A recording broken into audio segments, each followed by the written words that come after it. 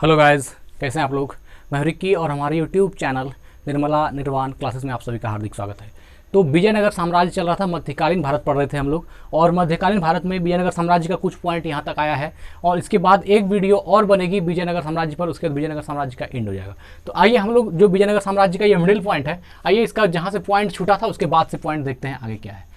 विजयनगर है ना, विजयनगर के राजाओं और बहमनी के सुल्तानों के हित तीन अलग अलग क्षेत्रों में आपस में टकराते थे। कौन सा, देखिए क्या कह रहा है कि विजयनगर राजा और बहमनी के सुल्तान है ना, विजयनगर के राजाओं और बहमनी के सुल्तानों के हित तीन अलग अलग क्षेत्रों में आपस में टकराते थे। हित टकराने का अर्थ क्या था कि कोई ऐसा तीन ऐसा पॉइंट था जहां से तीनों को दिक्कत था। तो वही कह रहा है कि विजयनगर के राजाओं और बहमनी के सुल्तानों, है ना, विजयनगर के राजाओं और कहाँ का सुल्तान है, बहमनी के सुल्तानों, विजयनगर के राजाओं और बहमनी के सुल्तानों के हित तीन अलग अलग क्षेत्रों में आपस में टकराते थे। पहला क्षेत्र है तुंगभद्रा नदी के दोआब में, पहला क्षेत्र क्या है, तुंगभद्रा नदी के दोआब में। दूसरा है कृष्णा गोदावरी के कछार में, है ना, कृष्णा गोदावरी के कछार में। और तीसरा है मराठवाड़ा प्रदेश में, है ना, मराठवाड़ा प्रदेश में। तो ये तीन क्षेत्र थे जहां पर कि विजयनगर के राजा और बहमनी के सुल्तान तीनों का हित आपस में टकराता था। अर्थात इन तीन जगहों पर तीनों अपने अपने मतलब तीनों इसको हथियाने का या तीनों को समझिए कि अपने कवर में लेने का प्रयास करता था। किसको, तुंगभद्रा के दोआब में, दूसरा था कृष्णा गोदावरी के कछार में, और मराठवाड़ा प्रदेश में। तो किस बीच था, विजयनगर के राजाओं के बीच और बहमनी के सुल्तानों के बीच। तो वही कह रहा है कि विजयनगर के राजाओं और बहमनी के सुल्तानों के हित तीन अलग अलग क्षेत्रों में आपस में टकराते थे। पहला कहाँ था, तुंगभद्रा के दोआब में, दूसरा है कृष्णा गोदावरी के कछार में, और तीसरा है मराठवाड़ा प्रदेश में। कहाँ है, मराठवाड़ा प्रदेश में। अगला पॉइंट देखते हैं, बहुत इंपॉर्टेंट पॉइंट था गाइस ये। तालीकोटा युद्ध के बाद सदाशिव ने तिरुमल की सहायता से, किसकी सहायता से, तिरुमल के सहयोग से पेनुकोंडा को राजधानी बनाकर शासन करना प्रारंभ किया। क्या कह रहा है, तालीकोटा युद्ध, यही रीजन था तालीकोटा युद्ध का। तो तालीकोटा युद्ध के बाद किसने, सदाशिव ने, है ना, तालीकोटा युद्ध के बाद सदाशिव ने तिरुमल के सहयोग से, किसके सहयोग से, सदाशिव ने तिरुमल के सहयोग से पेनुकोंडा को राजधानी बनाकर शासन करना प्रारंभ किया। तो आपसे क्वेश्चन पूछा जाएगा कि ये जो तालीकोटा का युद्ध था, इसके बाद तालीकोटा युद्ध के बाद सदाशिव ने किसकी सहायता से पेनुकोंडा को राजधानी बनाकर शासन करना आरंभ किया। तो वो किसका सहायता लिया था, तिरुमल के सहायता से, किसके, तिरुमल के सहायता से। तो वही करा, तालीकोटा युद्ध के बाद सदाशिव ने तिरुमल के सहयोग से पेनुकोंडा को राजधानी बनाकर शासन करना प्रारंभ किया। मोस्ट इंपॉर्टेंट पॉइंट था। आगे देखते हैं, विजयनगर के चौथे राजवंश आरावीडु वंश, है ना, क्या है, आरावीडु वंश। विजयनगर के चौथे राजवंश कौन है, आरावीडु वंश। 1570 ईस्वी से 1672 ईस्वी की स्थापना तिरुमल ने, है ना, तिरुमल ने सदाशिव को अपदस्थ कर पेनुकोंडा में किया। यही तो कहानी है, जिसकी मदद से आप सत्ता में हैं, बाद में वही आपको जो है अपदस्थ कर देता है। क्या कहा गया, देखिए, तालीकोटा युद्ध के बाद सदाशिव ने तिरुमल के सहयोग से पेनुकोंडा को राजधानी बनाकर शासन करना आरंभ किया, और कुछ बाद में देखिए क्या किया, विजयनगर के चौथे राजवंश आरावीडु वंश 1570 ईस्वी से 1672 ईस्वी की स्थापना तिरुमल ने की। जो तिरुमल यहाँ सहयोग करके उसको गद्दी पर बैठाया था, वही तिरुमल क्या किया, है ना, इतना की स्थापना तिरुमल ने सदाशिव को क्या किया, अपदस्थ कर दिया, और पेनुकोंडा में, हाँ, अपदस्थ कर पेनुकोंडा में शासन किया। तो वही कह रहा है कि विजयनगर के चौथे राजवंश आरावीडु वंश 1570 से 1672 ईस्वी की स्थापना तिरुमल ने सदाशिव को अपदस्थ कर पेनुकोंडा में किया। सदाशिव को पेनुकोंडा में अपदस्थ किया और आरावीडु वंश की स्थापना तिरुमल ने की। आरावीडु वंश की स्थापना किसने की, तिरुमल ने। ठीक है, आगे देखते हैं। आरावीडु वंश का अंतिम शासक कौन था, रंग तृतीय। कौन था, रंग तृतीय था। तो यह भी क्वेश्चन अच्छा है कि आरावीडु वंश का अंतिम शासक कौन था? रंग तृतीय था। अराविडु वंश का अंतिम शासक कौन था? रंग तृतीय। तो अराविडु वंश का अंतिम शासक रंग तृतीय था। अराविडु शासक वेंकट द्वितीय, अराविडु शासक वेंकट द्वितीय के शासनकाल में ही वोडेयार ने 1612 ईस्वी में मैसूर राज्य की स्थापना की। मोस्ट इंपॉर्टेंट क्वेश्चन है कि मैसूर राज्य की स्थापना कब हुई? 1612 ईस्वी में। मैसूर राज्य की स्थापना कब हुई? 1612 ईस्वी में। क्या कह रहा है? अराविडु शासक वेंकट द्वितीय, अराविडु शासक वेंकट द्वितीय के शासनकाल में ही, अराविडु शासक वेंकट द्वितीय के शासनकाल में ही वोडेयार, किसने? वोडेयार ने 1612 ईस्वी में मैसूर राज्य की स्थापना की। तो मैसूर राज्य के संस्थापक कौन हो गए? वोडेयार। मैसूर राज्य के संस्थापक कौन हो गए? वोडेयार। वोडेयार ने मैसूर राज्य की स्थापना की। क्या कर रहा है? अराविडु शासक वेंकट द्वितीय के शासनकाल में। और जो मैसूर की स्थापना हुई किसके शासनकाल में? तो अराविडु शासक वेंकट द्वितीय के शासनकाल में। क्या कर रहा है? अराविडु शासक वेंकट द्वितीय के शासनकाल में ही वोडेयर ने 1612 ईस्वी में मैसूर राज्य की स्थापना की थी। चलिए आगे बढ़ते हैं। विजयनगर साम्राज्य, विजयनगर साम्राज्य की प्रशासनिक इकाई का क्रम घटते हुए इस प्रकार था। नीचे क्रम दिया हुआ है ना। घटते हुए क्रम का अर्थ होता है कि पहले बड़ा प्रांत, फिर छोटा प्रांत, फिर छोटा प्रांत, फिर छोटा प्रांत और फिर गांव। तो इस प्रकार इसका जो है क्रम दिखाया गया है। तो सबसे बड़ा प्रांत क्या होता था? मंडल। सबसे बड़ा प्रांत मंडल था और मंडल से छोटा था कोट्टम या वलनाडु। इसको कोट्टम या वलनाडु अर्थात जिला बोलते थे। कोट्टम या वलनाडु। कोट्टम से छोटा था नाडु। कोट्टम से छोटा क्या था? नाडु। और नाडु से छोटा मिलग्राम था। नाडु से छोटा मिलग्राम था जो 50 ग्राम का समूह था। ये क्या था? 50 गांव मिल करके एक समूह होता था। और उसके बाद ऊर था। ऊर का अर्थ होता है ग्राम, मतलब एक छोटा सा गांव। तो ये बहुत ही एग्जाम के दृष्टिकोण से गाइस ये बहुत ही ज्यादा इंपॉर्टेंट पॉइंट है विजयनगर साम्राज्य से। इसको तुरंत याद कर लीजिए कि विजयनगर साम्राज्य की प्रशासनिक इकाई का क्रम घटते हुए इस प्रकार था। विजयनगर साम्राज्य की प्रशासनिक इकाई का घटते हुए क्रम क्या था? तो देखिए सबसे पहले क्या था? एक नंबर पर प्रांत, फिर था कोट्टम, कोट्टम या वलनाडु जिला, तीसरा था नाडु, चौथा था मिलग्राम, मिलग्राम अर्थात 50 ग्राम का समूह, और पांचवा था ऊर। तो ये 5 भागों में विजयनगर साम्राज्य की प्रशासनिक इकाई घटते हुए क्रम में इस प्रकार थी। क्या थी? पहले प्रांत होता था अर्थात मंडल होता था। मंडल से नीचे कोट्टम या वलनाडु या जिसको जिला बोलते हैं वो होता था। और जिला से नीचे नाडु होता था, है ना। जिला से नीचे यहाँ वलनाडु, यहाँ नाडु। तो जिला से नीचे नाडु होता था और नाडु के बाद मेलग्राम होता था। तो मेलग्राम जो था यह 50 गांवों का एक समूह होता था। मेलग्राम 50 ग्राम का समूह था। और इसके बाद ऊर होता था जो कि एक गांव होता था। ऊर क्या होता था? एक गांव होता था। तो यह आपके विजयनगर साम्राज्य की प्रशासनिक इकाई है घटते क्रम में। तो एक बार फिर देखते हैं गाइस, सबसे पहले क्या होता था? प्रांत या मंडल। इसको क्या बोलते थे? कोट्टम या वलनाडु। कोट्टम या वलनाडु अर्थात मंडल के बाद जिला, कोट्टम या वलनाडु जिला ही है। इसके बाद वलनाडु के बाद नाडु, नाडु के बाद मेलग्राम होता था। जो मेलग्राम जो है यह 50 गांवों का समूह था, 50 गांवों का समूह था। और इसके बाद ऊर अर्थात ग्राम होता था। चलिए आगे देखते हैं। विजयनगर कालीन सेना नायकों को नायक कहा जाता था। विजयनगर के शासनकाल में जो सेना नायक होते थे उसको नायक कहा जाता था। ये नायक वस्तुतः भू सामंत थे। ये नायक वस्तुतः क्या थे? ओरिजिनल में क्या थे? ये सब भू सामंत थे, जिन्हें राजा वेतन के बदले अथवा उनकी अधीनस्थ सेना के रखरखाव के लिए विशेष भूखंड दे देता था जो अमरम, विशेष भूखंड दे देता था जो अमरम कहलाता था। देखिए कितना अच्छा पॉइंट है गाइस। विजयनगर कालीन सेना नायकों को नायक कहा जाता था, ये तो ठीक है। ये नायक वस्तुतः भू सामंत थे। ये नायक क्या होते थे? भू सामंत थे, जिन्हें राजा वेतन के बदले अथवा उनकी अधीनस्थ सेना के रखरखाव के लिए, या तो उसको जो है उतना अच्छा जो काम करता था कि भू सामंत थे तो उन्हें राजा वेतन के बदले क्या देती थी? उनकी अधीनस्थ सेना के रखरखाव के लिए विशेष भूखंड दे देता था। मतलब बहुत बड़ा एक स्पेशल जो है भूभाग उसको दे देता था। और उस भूभाग को हम लोग क्या बोलते थे? अमरम। उसको क्या बोला जाता था? अमरम कहलाता था। तो अमरम समझ में आया? विजयनगर साम्राज्य में अमरम क्या है? अमरम होता था कि जो भू सामंत होते थे, जो सेना नायक होते थे, उनको सेना के रखरखाव के लिए शासक द्वारा एक स्पेशल भूमि दी जाती थी और उसी भूमि को अमरम कहते थे। मतलब जो भी सेना नायक हुआ, सेनापति हुआ, उसको उनको एक स्पेशल जमीन जो राजा की तरफ दी जाती थी सेना के रखरखाव के लिए, वो अमरम कहलाती थी। तो यह मोस्ट इंपॉर्टेंट पॉइंट है विजयनगर साम्राज्य का, एग्जाम के दृष्टिकोण से देखिएगा, बहुत आवश्यक है। अब है अयंगर व्यवस्था, मोस्ट इंपॉर्टेंट। ये तो समझना बहुत ही, ये नहीं समझे तो विजयनगर साम्राज्य में कुछ नहीं समझे। क्या है आयंगर? आयंगर व्यवस्था क्या है? आयंगर व्यवस्था। तो आइए हम लोग आयंगर व्यवस्था को समझते हैं। हमने इसको पॉइंट वाइज कर दिया ताकि आपको समझने में परेशानी नहीं हो। तो आइए आयंगर व्यवस्था को पढ़ते हैं। क्या है?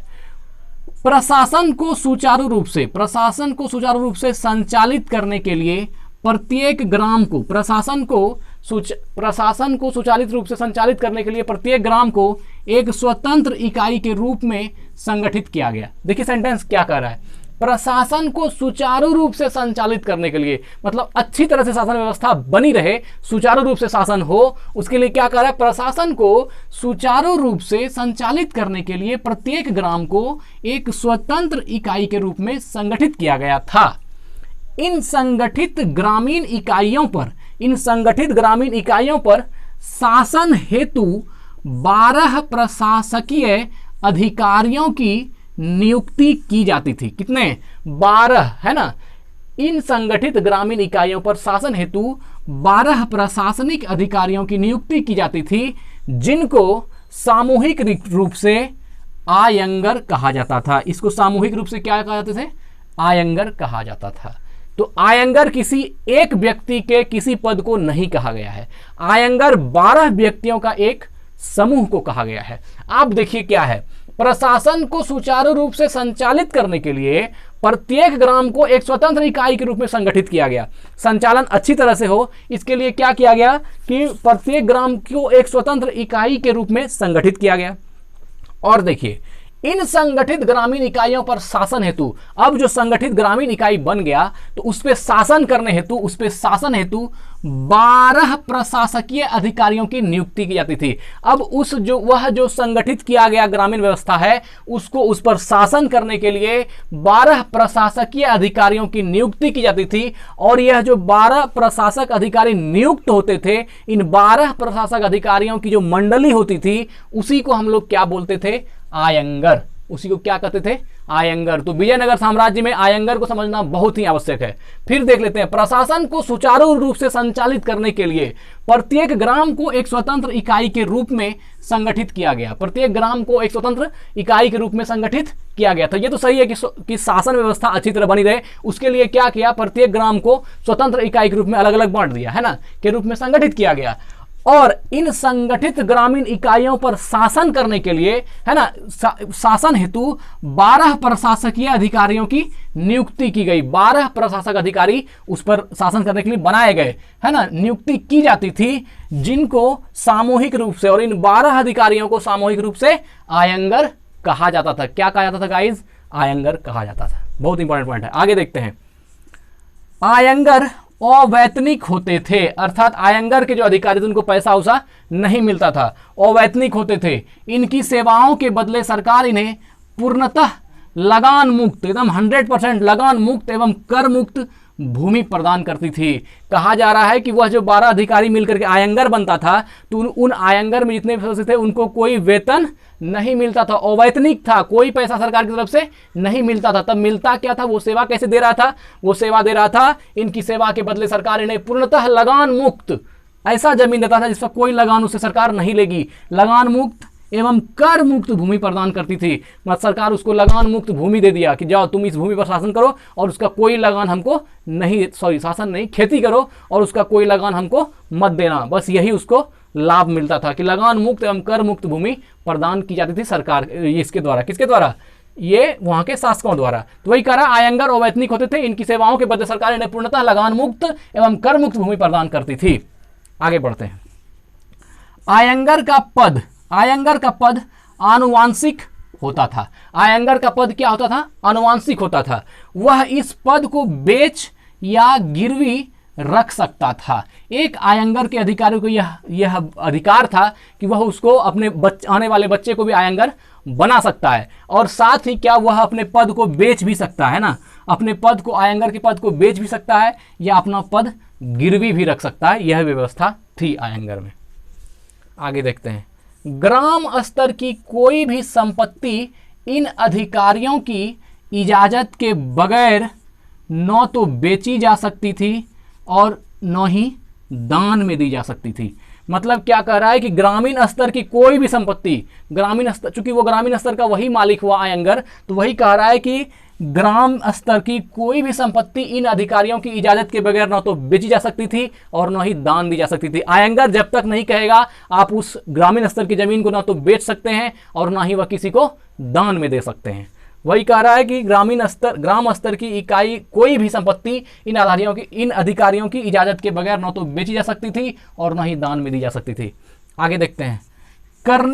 कर्णिक नामक आयंगर के पास जमीन के क्रय विक्रय से संबंधित समस्त दस्तावेज होते थे। मोस्ट इंपॉर्टेंट पॉइंट है, बहुत ही लाजवाब क्वेश्चन है कि कर्णिक क्या होता था। कर्णिक नामक आयंगर का क्या काम था? कहेगा आपसे विजयनगर साम्राज्य में कर्णिक आयंगर का क्या रोल था। तो कर्णिक आयंगर जो होता था वो क्या होता था? कर्णिक नामक आयंगर के पास जमीन के क्रय का और जमीन के विक्रय का अर्थात जमीन के खरीद बिक्री से संबंधित समस्त दस्तावेज किसके पास होता था? आयंगर के पास। आपसे क्वेश्चन किया जाएगा विजयनगर साम्राज्य में निम्नलिखित के पास क्रय विक्रय के संबंधित समस्त दस्तावेज होते थे, किसके पास होते थे? तो आपको क्या मारना ऑप्शन में? कर्णिक नामक आयंगर के पास, है ना। कर्णिक नामक आयंगर के पास। कर्णिक एक पद है आयंगरों में। आगे देखते हैं। विजयनगर साम्राज्य की आय का सबसे बड़ा स्रोत, विजयनगर साम्राज्य की आय का सबसे बड़ा स्रोत लगान था। मोस्ट इंपॉर्टेंट क्वेश्चन है। विजयनगर साम्राज्य की आय का सबसे बड़ा स्रोत क्या था? लगान था। भू राजस्व अर्थात जो कर होता था, भू राजस्व की दर उपज का 1/6 भाग था। 6 किलो अनाज अगर पैदा करते हैं तो 1 किलो आपको टैक्स देना पड़ेगा, 1/6 हिस्सा। 6 क्विंटल अनाज हुआ तो 1 क्विंटल आपको कर के रूप में देना पड़ेगा। वही कह रहा है विजयनगर साम्राज्य की आय का सबसे बड़ा स्रोत लगान था। भू राजस्व की दर उपज का 1/6 भाग था। आपसे पूछा जाएगा विजयनगर साम्राज्य में कर क्या था? विजयनगर साम्राज्य में भू राजस्व क्या था? लगान का दर क्या था? तो 1/6 क्या था? 1/6 भाग। मोस्ट इंपॉर्टेंट क्वेश्चन है। कितना था? 1/6 भाग। विजयनगर साम्राज्य में भू राजस्व कर की उपज का कितना होता था? 1/6 भाग होता था। मोस्ट इंपॉर्टेंट क्वेश्चन है ये। विवाह कर वर एवं वधु दोनों से लिया जाता था। विवाह कर जो होता था वो वधु पक्ष से भी लिया जाता था और वर पक्ष से भी, लड़का वाले से भी टैक्स लिया जाता था और लड़की वाले से भी। वही कह रहा है विवाह कर वर एवं वधु दोनों से लिया जाता था। विधवा से विवाह करने वाले इस कर से मुक्त होते थे। अर्थात जो लड़का ऐसा है या जो ऐसा लड़का है जो विधवा से भी शादी कर रहा है तो उसके लिए ये टैक्स फ्री था। उस समय में भी उससे कोई टैक्स नहीं लिया जाता था। तो वही कह रहा है कि विवाह कर वर एवं वधु दोनों से लिया जाता था। विधवा से विवाह करने वाले इस कर से मुक्त थे। विजयनगर साम्राज्य में जो विधवाओं से विवाह करते थे उनको कोई टैक्स देना नहीं पड़ता था, बाकी और अदर के लिए लगता था। आगे वाला मोस्ट इंपॉर्टेंट पॉइंट है उम्बली, है ना। उम्बली हर सौ में अंश बोलो मर्सी का। उम्बली क्या है? उम्बली ग्राम में विशेष सेवाओं के बदले दी जाने वाली लगान मुक्त भूमि की भूधारण पद्धति थी। मोस्ट इंपॉर्टेंट क्वेश्चन है। देखिए उम्बली क्या था? ये ग्राम में विशेष सेवाओं के बदले, आपने ग्राम में कुछ विशेष सेवा दिया तो उस सेवाओं के बदले दी जाने वाली लगान मुक्त भूमि, तो अब शासक के द्वारा या वहां जो आयंगर है उसके द्वारा आपको लगान मुक्त भूमि दी जाएगी उस सेवा के बदले। तो वही कह रहा है ग्राम में विशेष सेवाओं के बदले दी जाने वाली लगान मुक्त भूमि को भूधारण पद्धति क्या कहते थे? भूधारण पद्धति थी। तो इसी को क्या बोलते थे? उम्बली। भूधारण पद्धति का अर्थ हुआ कि आपने कुछ विशेष सेवा दिया ग्रामीण पद्धति में, ग्रामीण सिस्टम में, तो उसके बदले आपको जो है कुछ है ना, कुछ जमीन आपको दी जाएगी जो लगान मुक्त जमीन होगी, और इसी को क्या बोलते थे? इसी को भूधारण पद्धति बोलते थे और इसी को उम्बली कहा जाता था। तो उम्बली क्या होती थी? ग्राम में विशेष सेवाओं के बदले दी जाने वाली लगान मुक्त भूमि की भूधारण पद्धति थी। मोस्ट इंपॉर्टेंट है। उम्बली क्या थी? ग्राम में विशेष सेवाओं के बदले दी जाने वाली लगान मुक्त भूमि की भूधारण पद्धति थी। आगे देखते हैं। अब है रक्त कोड़गे।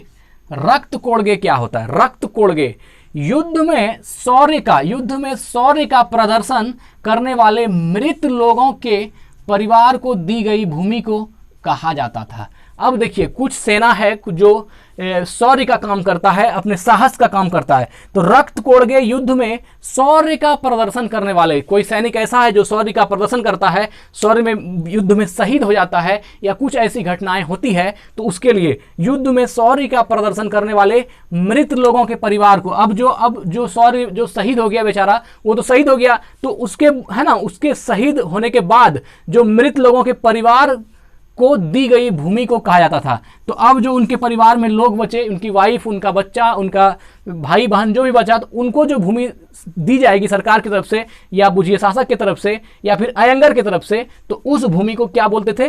रक्त कोड़गे। रक्त कोड़गे। युद्ध में शौर्य का प्रदर्शन करने वाले मृत लोगों के परिवार को दी गई भूमि को क्या कहा जाता था? रक्त कोड़गे, है ना। युद्ध में शौर्य, रक्त कोड़गे क्या होता था? तो विजयनगर साम्राज्य में युद्ध में शौर्य का प्रदर्शन करने वाले मृत लोगों के परिवार को दी गई भूमि को, है ना, मृत लोगों के परिवार को दी गई भूमि को रक्त कोड़गे, है ना, रक्त कोड़गे कहा जाता था। तो गाइज यहाँ पर विजयनगर साम्राज्य एंड नहीं हुआ है, इसके बाद अभी एक वीडियो और होगा विजयनगर साम्राज्य पर, उसका विजयनगर साम्राज्य एंड हो जाएगा। धन्यवाद।